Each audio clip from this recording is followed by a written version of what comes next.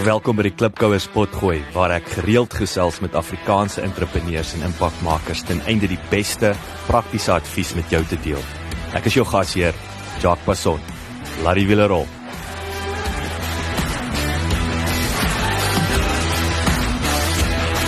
Welkom by episode 3 van die mini-reeks met Stratlaw. Ek gesels vandag met Sasha Lee Burgraaf, wat spesialiseer in die COVID-19 compliance, oftewel in Afrikaans. Van ons fokus op 3 areas, met ander woorde, wie mag nie terugkeer werk doen nie. Ek dink op hierdie stadium is dit makliker om dit te spesifiseer wat nie mag gedoen word nie. Wat is stappe wat jy moet neem en hoe moet die stappe geïmplementeer word? So ons gaan natuurlik oor goed praat soos moniteringsbeamptes, infaseringsplanne en byvoorbeeld die 4 verskillende kategorieë van beheermaatreëls. Wat is dit en hoe moet jy dit gebruik? En ons gaan ook al die nodige dokumentasie wat ons bespreek vir jou as besigheid, of jy nou 1 persoon is of 500 persone is, gaan ons met komplemente van Stratlaw vir jou al die nodige dokumentasie gratis beskikbaar maak. So gaan kyk 'n bietjie na die infographic wat ons saamgestel het uit hierdie onderhoud uit en maak seker jy kry vir jou daai templates en natuurlik jy kan jou eie handelsmerk en alles daarop sit. So alles gratis met komplemente van Stratlaw. Lekker leer en lekker luister.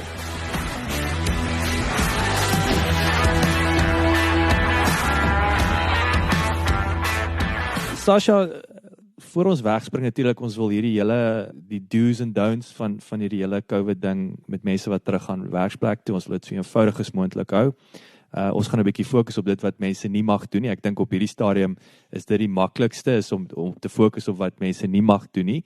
Maar waar kan, as ouens nou wil vinnig aan die slaap raak vanaand, waar kan hulle gaan lees wat die gedetailleerde die mags en moenies van die hele teruggaan werksplek toe gaan? Waar kan die mense meer inligting kry? Okay, so basies as jy net gaan Google, gaan jy heel wat kry, maar daar is 2 groot bronne wat jy kan gebruik. En die eerste een is deur die Departement van Arbeid gepubliseer, en dit is net riglyne wat hulle in plek gesit het om vir jou te sê presies wat jy moet gaan doen en hoe jy dit moet doen.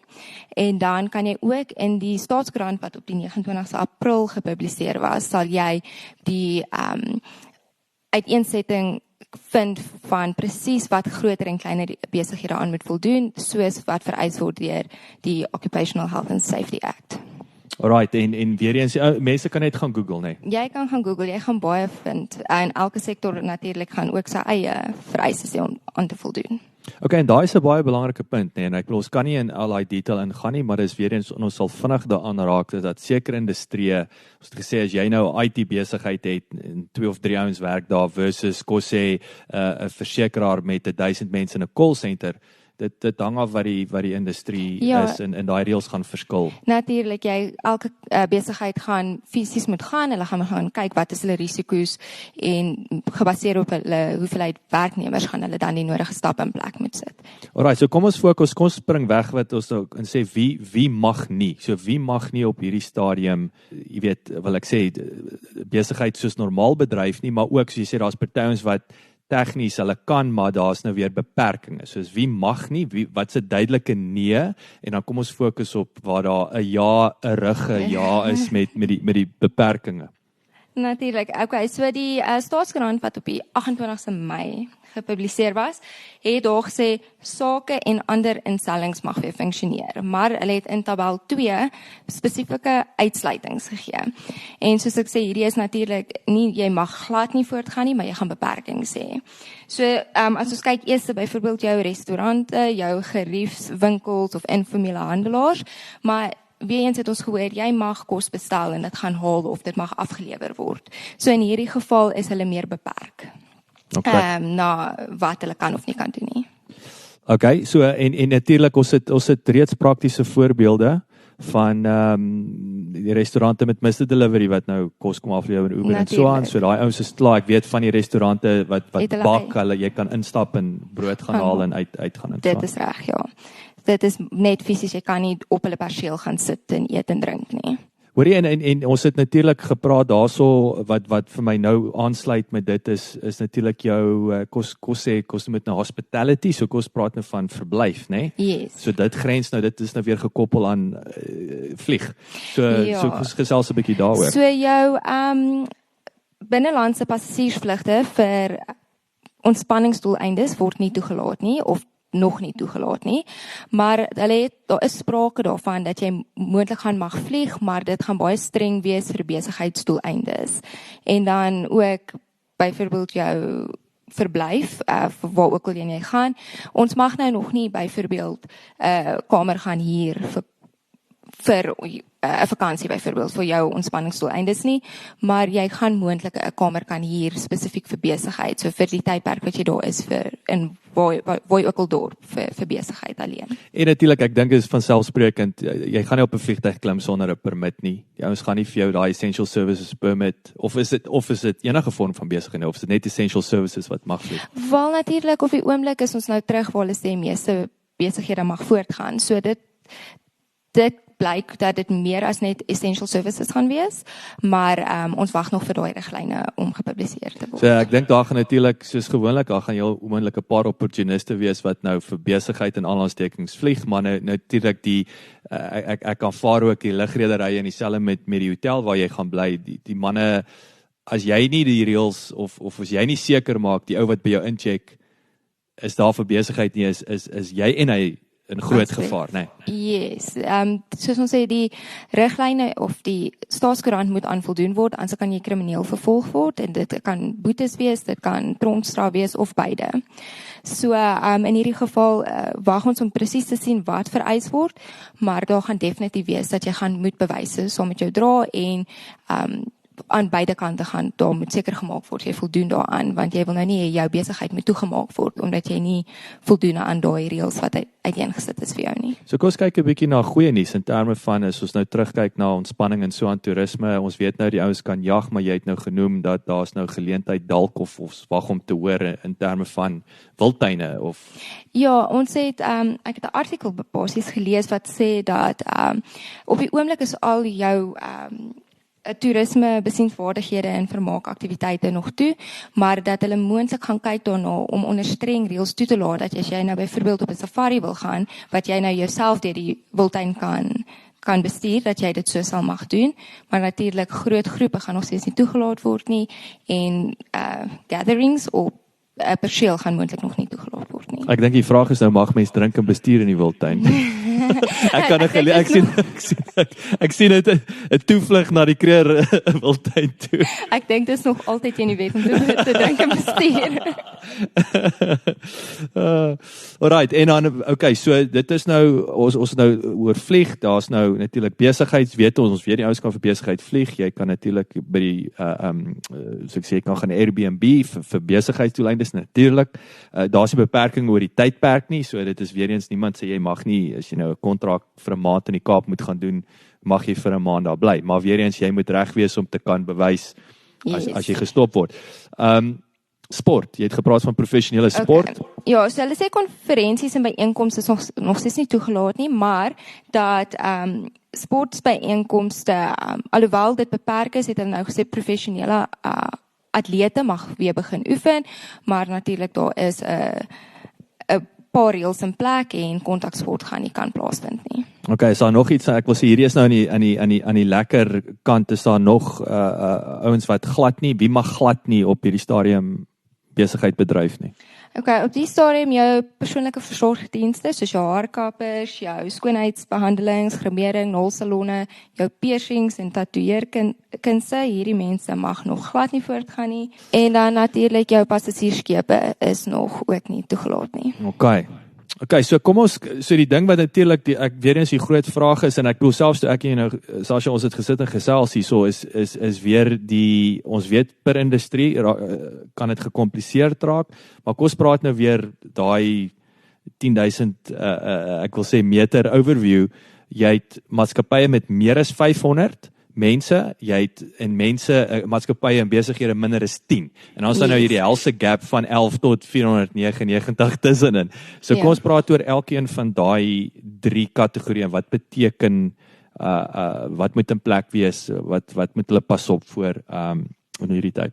Okay, so ons het nou basies gesê daar is basiese reëls wat in die staatsgrondfonds uiteengesit is. En alhoewel daar nie noodwendig gesê is vir die middelklas wat hulle moet en nie moet doen nie, is daar wel gesê wat groter maatskappye met 500 of meer werknemers aan moet voldoen, sowel as maatskappye met 10 en minder. Maar natuurlik, more is better in hierdie geval. So of jy nou groot of klein is dit definitief in jou beste belang om net aan soveel moontlik te voldoen as wat jy kan. So as ons daarna kyk, hulle praat oor die algemeen van, as jy 100 werknemers of meer het, kom ons beperk hoeveel werknemers op enige gegee tydstip in jou op jou maatskappy se perseel mag wees. So hulle sê nou nie presies dit moet 100 wees om dit te doen nie. So as jy minder het en jy kan dit doen, verminder jou werksmense op elke gegee tydstip in die dag. So rotate hulle. Dan natuurlik oor die algemeen sê hulle jy moet die toepaslike gesondheidsmaatreëls in plek hê en ook jou distansieringsmaatreëls. Kyk, ekskuus ek val jou in rede. Ons weet wat die obvious is daai afstand, die social distancing, ons weet dis die maskers, ons weet dit is die hand sanitizer, ons weet dit is seep, nee. So dis daai 4 goed. Daai gaan almal aan met voldoen en soos jy sê die maskers, elke werknemer moet 2 kry, hulle moet genoeg hand sanitizers kry of daar moet seep beskikbaar wees. Maar dan natuurlik het jy ook moniteringsbeamptes nodig of jou compliance officers, of jy nou 'n groot maatskappy is of 'n klein maatskappy is, en jy moet 'n fisiese plan opstel oor wat jou risiko's is, wat se stappe jy gaan neem om jou personeel te beskerm. En dis van klein tot groot. Dis van klein tot groot. Waar kan ouens die idee kry, want ek bedoel mense is mos maar lui. So wat is daar templates daar buite wat ou kan sê, of is dit, ek wil sê is dit so obvious soos dit, gaan skryf net neer wat jy. Wel, ek is seker daar's nog mense wat vir jou templates kan voorsien, maar in hierdie geval daar's baie maatskappye wat hulle eie beleide gaan skryf. So jy gaan kyk wat word van jou vereis en jy gaan seker maak soos 'n checklist. Jy gaan jou blokkies gaan tik om te sê ons het hierdie of ons het dit nie. En dis nou ook die groot spelers, die ouens met 500 en meer, natuurlik hulle het reeds departemente in plek, reeds individue. Ek kyk en hulle is ook in die grootste gevaar, nê, om hulle moet kan bewys hulle het hierdie stappe gevolg. Ja, natuurlik. Vir 'n maatskappy met 500 of meer werknemers is daar vereis dat hulle fisiese verslag moet indien. Wat vir jou sê, wat is jou risiko's, wat se stappe gaan jy neem om jou werknemers te beskerm, en dit moet saam met 'n beleid gaan wat al hierdie goed uiteensit. So dit moet ingedien word en beskikbaar wees vir inspeksie. En klein ouens het nie hierdie nonsens nie. Wel, al wat wel vereis word van die kleiner ouens is die plan, hierdie werksplekplan. Wat ons gesê het, of jy nou 2 het of 200, jy almal moet dit doen. So daai is basies net hierdie wat daarin sê jy net byvoorbeeld watter werknemers mag werk, wat se planne het jy om 'n phased-in approach te gebruik vir jou werknemers, wat se gesondheidsprotokolle gaan jy in plek sit, en dan natuurlik jou compliance officer of moniteringsbeampte se detail moet daarin wees, en hierdie moet alle tyd beskikbaar wees vir inspeksie. Wanneer sal jy 'n phased-in doen? Ek bedoel, ek neem aan weer eens hoe meer mense jy het, is dit belangrik. Soos jy sê, as jy nou 500 mense het, almal kan nie gelyk opdaag nie, maar as jy 5 het, kan almal gelyk opdaag. Presies. Ja, hierdie is basies die phased-in approach is daar om werknemers of werkgewers te help om hulle werksplekke gereed te kry. So dis nie altyd maklik om byvoorbeeld die staatsgrond wat gepubliseer die 28ste Mei. Vandag die 1ste Junie kon meeste mense terugkeer werk toe. So jy het nie noodwendig die gegee tyd gehad om jou maatreëls in plek te sit nie. So hulle doen 'n phased-in approach wat jou dan help om jy bring een gedeelte van jou werknemers terug en jy het tyd om die ander gedeeltes van jou werkplek reg te kry vir wanneer jou totale aantal personeel weer by die werk is. En saam met dit natuurlik is ook die ons het gepraat van die vlakke van risiko. Soos byvoorbeeld jy hospitaal is of 'n private hospitaal for that matter is dit jou hoogste risiko. So wat is daai verskillende? Ja, so jou eerste stap wat jy gaan vat as 'n werkgewer is om nou die risiko's te gaan identifiseer en te evalueer in jou maatskappy. So jy het 4 kategorieë. Jy het jou baie hoë kategorie en hierdie is daai kategorie jy sal daarin val as jy fisies in aanraking kom met mense wat COVID-19 het. In hierdie geval is dit jou dokters, jou verpleegsters en so voorts.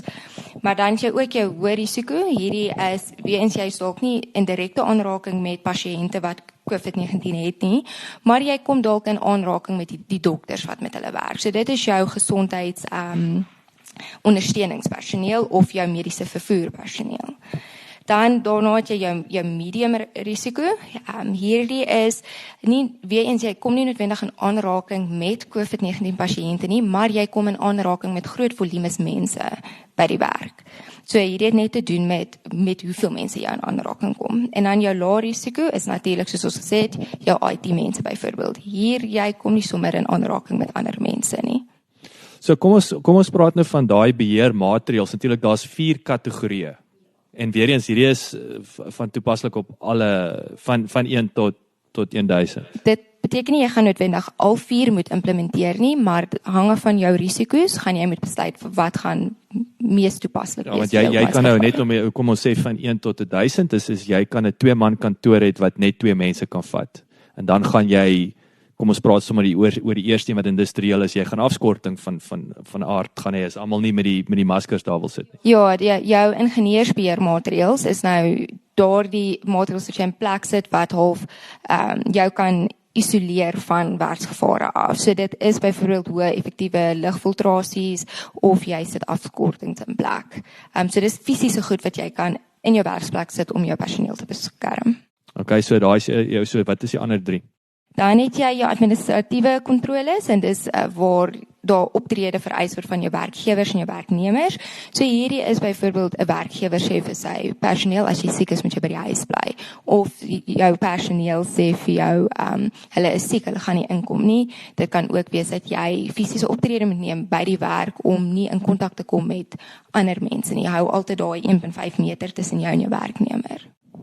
Dan het jy ook jou veilige werkspraktyke. So hierdie is maar basies om goed te implementeer by die werk, soos handseep, sanitizers, en maak seker jy maak jou werkstasie skoon of enige toerusting wat jy gebruik word skoongemaak nadat jy daaraan gevat het. En ek dink dis seker waar ook as jy skoonmaakdienste het en so aan, weer eens ek wil sê jou ontsmetting is nou 'n gegewe, dis nie opsioneel meer van net afvee nie. Nee, dit is reg.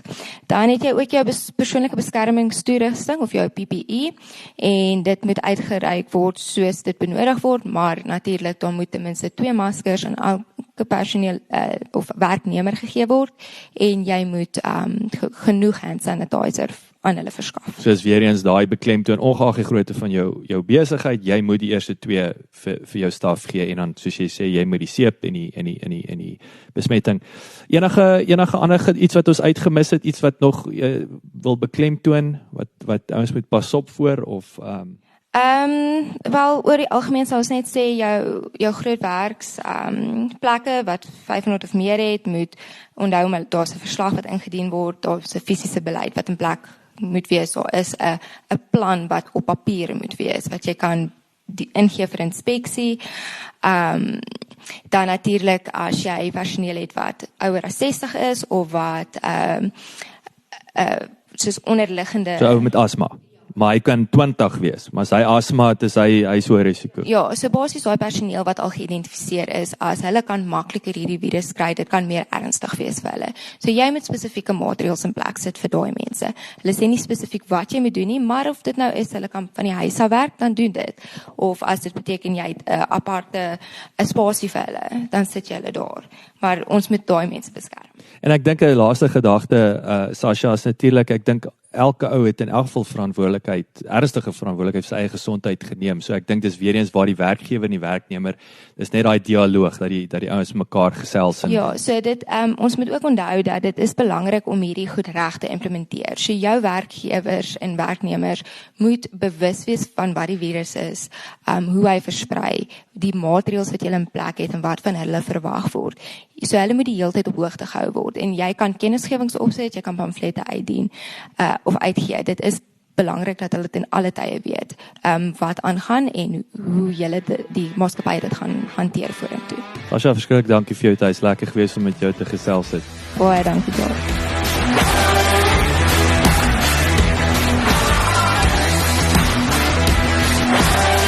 Baie dankie dat jy geluister het. Vir 'n opsomming en notas van die episode, gaan asseblief na ons webwerf www.klipkouers.com en teken sommer in terwyl jy daar is, dan kan ons jou gereeld op hoogte hou. Baie dankie.